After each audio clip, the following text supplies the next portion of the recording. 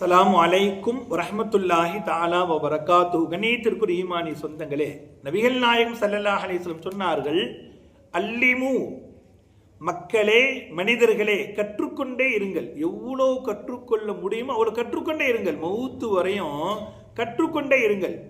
அடுத்து சொன்னார்கள், வயஸ்ஸிரு, மக்களோடு மென்மையாக நடந்து கொள்ளுங்கள். மக்களிடத்தில் அன்போடு நடந்து கொள்ளுங்கள், கனிவோடு நடந்து கொள்ளுங்கள். ஒலா து அஸ்ஸிரு, மக்களிடத்திலே கோபத்தை காட்டாதீர்கள், மக்களிடத்திலே கடினமாக பேசாதீர்கள், மக்களிடத்திலே வேகமாக பேசாதீர்கள். ஒலா து அஸ்ஸிரு, அவர்களை நீங்கள் சிரமப்படுத்த வேண்டாம்.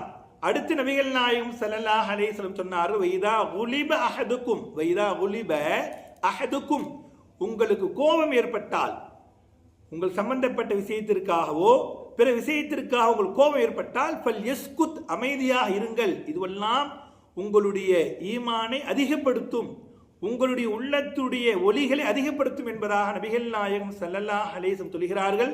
கண்ணியத்துக்குரியவர்கள், எவ்வளவு முடியுமோ மார்க்கம் சம்பந்தப்பட்ட விஷயத்தை கற்றுக்கொண்டே இருக்க வேண்டும்.